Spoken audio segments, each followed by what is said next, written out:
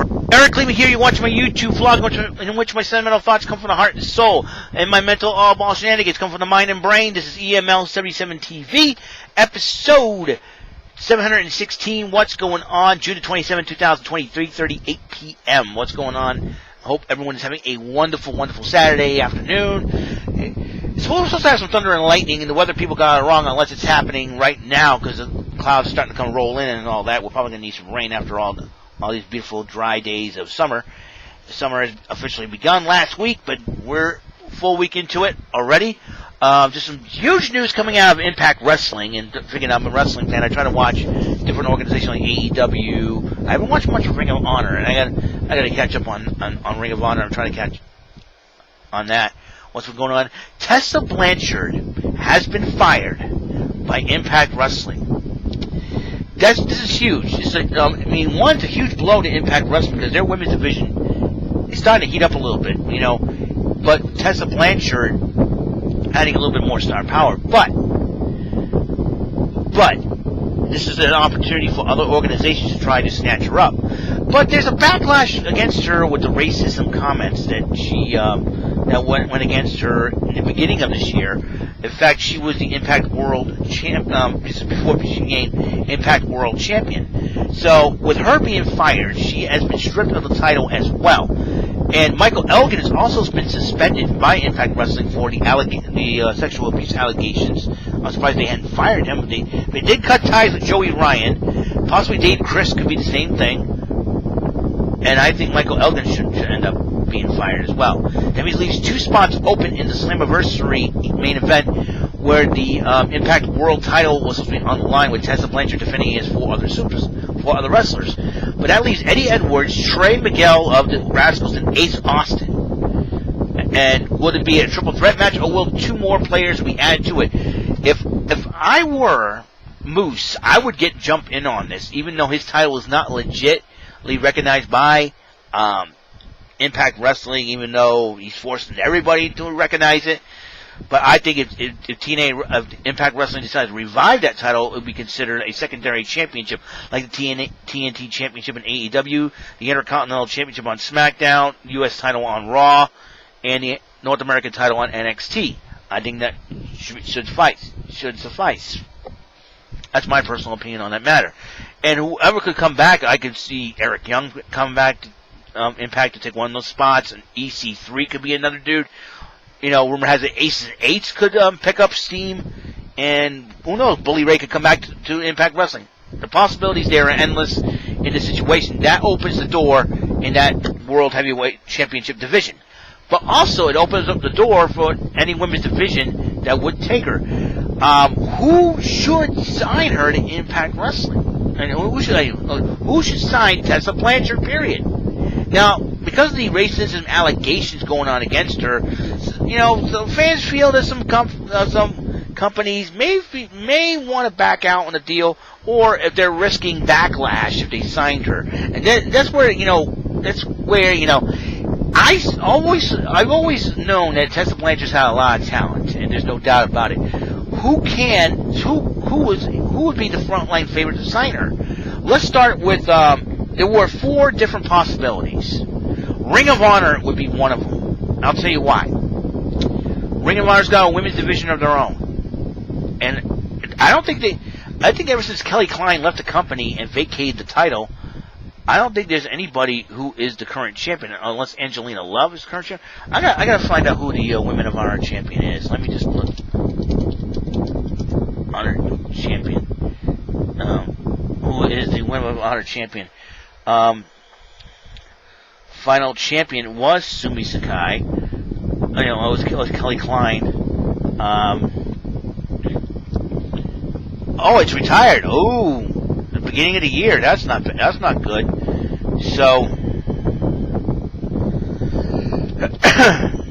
that's sad, because that is super sad, because that would have been oh my goodness. So that kind of sucks. So so Kelly Klein, ever since Kelly Klein vacated the title and leaving Ring of Honor, that title is dead. I just looked it up just now. The title is retired at the beginning of the year, obviously, and that's sad. So So that leaves Ring of Honor out. Now, AAA. Now, Tessa Blanchard is stuck in Mexico due to the pandemic right now, and that could be one of the reasons why she probably is not going to be able to make it to Slammiversary because of that reason. That's why she didn't cut a promo and everything else. She probably thinks in her back of her mind that she wasn't able to travel to the States because of that reason, and probably Impact Wrestling has no choice, and their hands are tied. They had to fire her, and the pandemic has really affected a lot of things, a lot of jobs, obviously, and all that good stuff. But here's the thing, too. So that could,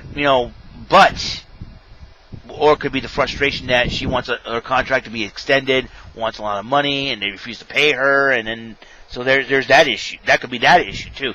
A lot of factors can go into why, and plus you get the racism allegations going against her at the beginning of the year as well. So that's another thing that Impact Management has been weighing upon as well. We don't know the real reason why, but we all know those are all factors coming in my opinion, and my theories and factors coming in. Excuse me. So the question is, who would sign her? I could say AAA. She's stuck in Mexico. Why not have her sign her with AAA Lucha Libre? They got a women's division down there, the Reina de Reinas Championship. And I personally believe, that, with her fiance, Daga, could Daga go with Tessa and go back to AAA Mexico? I think AAA could be one of the leading organizations to sign her up. But if AAA does not want her, what about All Elite Wrestling? Now, All Elite Wrestling has already come down on the Hogans. Hulk Hogan and his ex-wife Linda, banning them from events because of the racism allegations back in 2007. But Linda recently made a tweet that angered Tony Khan, and Tony Khan says neither Hogan is going to be there. And I think Tony Khan does not get the message that the Hogans broke up, they divorced. So even if Hulk Hogan wanted to go to AEW, he's not going to because he signed, he's exclusively with the WWE from here on in, even when they reinstated him after his suspension from that. So and plus with Tessa Blanchard, the con against Tessa Blanchard signed with AEW because of the Hogan factor. If they hear about Tessa Blanchard's remarks and all that, that's another thing too that could go against her signing with AEW. The plus side is to sign her for AEW, her father, Tully Blanchard. So that could be a thing that, they probably do it out of favor for Tully Blanchard and all that. Who knows for sure. Alright, let's go for the WWE. Here's, again, the racism allegations, the Hogan situation. That comes into play as well. They suspended Hogan for that for a while and kept him off the Hall of Fame and the alumni, but then they reinstated him not too long ago as well. So Hogan was given a second chance there too. But he's not made a lot of television appearances, obviously, because of the pandemic and because his age could be high risk for it and all that. But then you got another reason why the WWE should sign her, the women's division. Especially on Monday Night Raw, they've taken a few hits. The Raw Women's Division has taken a few humongous hits. One would be Becky Lynch. After announcing she was pregnant, she'll be out for at least a year. So there's that. And now Charlotte Flair got injured and she's going to have surgery on her arm. She's going to be out for a significant amount of time. So it makes sense that the WWE, who could be looking for challengers for Asuka, the current Raw Women's Champion, I personally believe the WWE should sign Tessa Blanchard for that reason, and to kick up the women's division. But I know SmackDown's not that bad in the women's division, and neither is NXT, obviously. So I think Raw could be the only place, if she signed on with the WWE, Raw could be the place for her to go. So there's lots of possibilities for Tessa Blanchard to sign up, even though, despite the fact that the racism allegations and accusations, NWA, I don't think so. With Allison Kay speaking out against Tessa Blanchard on the racism allegations and the bullying allegations, I personally believe that NWA probably will not be the place to go to. Although I would like to see Tessa Blanchard and Melina. That would be a great matchup. But unfortunately, with Allison Kay being there, as long as she's there, and I don't think Tessa Blanchard will probably want to go and sign with NWA. That's the thing. That's what, it's very interesting to see what situation where Tessa is going to go. And Tessa, Tessa's so beautiful, gorgeous, and everything else. So it's, I think if she wants to get worldwide exposure, either AEW or WWE is the one place you go to. Even though, Impact Wrestling has it with Access TV and all, but I think they're moving forward from Tessa Blanchard as far as the Impact Knockouts division. The signing of Deonna Purrazzo, Kimberly is there, Nevaeh. You got Tennille Dashwood as well. So a lot of possibilities in there are endless. And who knows? Some former knockouts will probably come back for the Slammiversary pay-per-view. You never know for sure. So we're looking at every factor you're looking into right now. So, if you ask for my personal opinion where Tessa Blanchard should sign, I believe it should be the WWE, because, like I said, with Becky Lynch and Charlotte out, I believe that Tessa could step up. Also, it could make Asuka step up her game too. Tessa Blanchard and Asuka, we saw Tessa Blanchard and Kairi Sane in the first round of the Mae Young Classic. The reason why the WWE did not bother signing her is because of her attitude. Hopefully, she's matured and everything else and all that, and at that point, I highly doubt it, but I know I'm going to get a lot of backlash for this, but I think Tessa Blanchard and the WWE would be a perfect fit, because right now the women's division on Raw is kind of on the short side, even though Asuka is the champion at the moment. And knowing Vince McMahon, probably wouldn't care about, there's a talent right there, a huge name signing, and Vince will probably go for it. But we will see what happens. If neither of the scenarios happen, well, we don't know. So we don't know what the future will be for Tessa Blanchard at this point in time. I know a lot of allegations coming out about some of the wrestlers, sexual allegations, harassment, and it started off in the UK. The rumor has it the NXT UK could end up closing. Unfortunately, that's sad, because there's a lot of great talent there, as well as most of the talent from the NXT UK are gone. Like Ligero and Travis Banks, Jordan Devlin. If Jordan Devlin gets fired, I think Santos Escobar should be the undisputed cruiserweight champion, in my personal opinion. So that could be the case, and that could be the reason why I think they're probably naming him. Notice they didn't mention interim cruiserweight champion Santos Escobar, but I think NXT cruiserweight champion. I think you're going to see that. And with the talented team of NXT UK that has not been fired or released, I think they're going to be part of NXT, and that's going to be huge. So, I think that's probably the reason why they won't sign Tessa Blanchard, because of that reason, that the women's division the women's division in the WWE as a general is stacked, despite the fact that Becky Lynch is out over due to maternity leave, and Charlotte Flair being 2 names out. But if you need someone for Raw to kick it up, that could move some of the bits and pieces of the women's division. Will Sasha Banks and Bayley be the ones to step? They have to step up now. You talk about all the 4 horsewomen of the WWE. Half of that team is out. So you're talking about Sasha Banks and Bayley have an opportunity to really step up to the plate if they decide to move them 2 around. Who knows for sure? They're on SmackDown right now. It is a very, very interesting situation nowadays with everything going on, and we'll see how the WWE and AEW play this out. There could be a bidding war towards Tessa Blanchard. It's like, whoever has the best bid gets to talk to her or something like that. It's almost like a Daisuke Matsuzaka situation with the Red Sox, But we'll see what happens. I know, you probably tell me, Eric, it's a bad comparison. I know. But the fact of the matter is, as far as contracts and negotiations and all that's concerned, we'll see what happens. I know there's a lot of pros and cons. I try to give the pros and cons of signing Tessa Blanchard. Tessa Blanchard, to me, she's a very beautiful young lady, only 24 years old. So if she can block out the negativity and the allegations against her, if she can cut all that out and say, I'm gonna fly straight, fly right, that could really help her in the long run right now.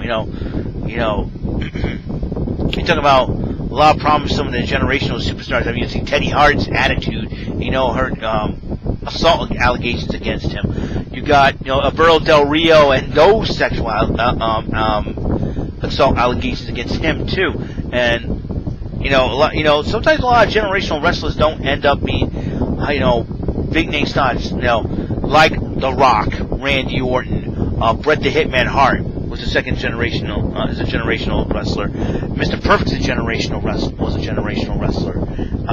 You're talking about, but some of the generation wrestlers are successful outside the WWE, like Brian Pillman Jr., Davey Boy Smith Jr. I can go on, and it is, a lot of these generational wrestlers have been, pretty successful. Natalya Neidhart. We got The Rock's daughter is in developmental training with NXT right now, and so and Simone Johnson. So you're talking about a lot of generational wrestlers. Let's see what happens with Tessa Blanchard. That's when it's a huge question mark. Where is she going to go? People saying WWE, they're not going to sign her. They're going to sign her. They're not going to sign her. They're going to, the possibilities are even crazy and endless. But like I said, the pros and cons. Weigh the pros and cons. You figure, you judge for yourself where you think Tessa Blanchard is going to go. I believe she's going to go to the WWE, possibly to fill in for Monday Night Raw. And then when Charlotte comes back, I see a program with those two. But like I said, Tessa Blanchard and Asuka, that would be a heck of a match, a heck of a feud. Or Tessa Blanchard could come to WWE and see Kairi Sane, recuperating and all that. I see Tessa Blanchard trying to revenge that first round loss in the Mae Young Classic. I don't know. If she signs with the WWE, there's so many possibilities, storylines with her there, with Asuka, Kairi Sane, Charlotte Flair when she comes back. If Becky Lynch comes back from maternity leave, if she decides for over a year, if she decides to start a program with Tessa Blanchard, I love seeing that. I highly doubt Ronda Rousey's going to come back to the WWE, but if she did, imagine her and Tessa Blanchard going at it.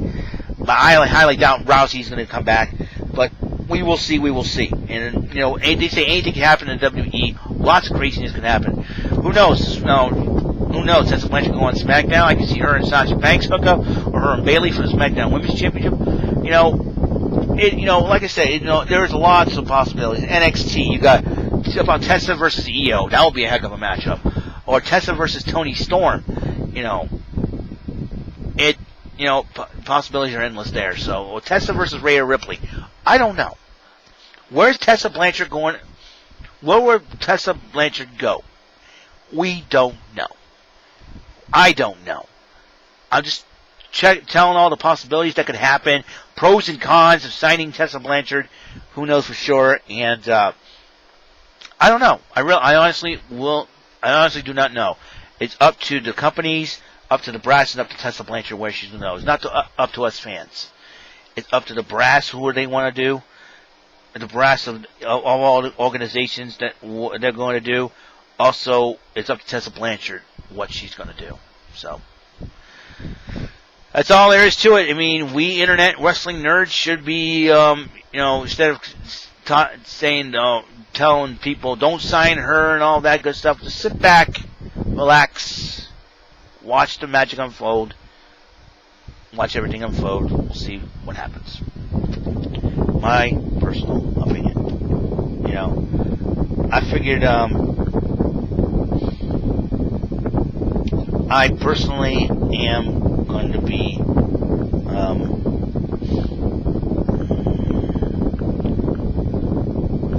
I personally think it's going to be a very interesting situation, to say the least. So, we'll see what happens.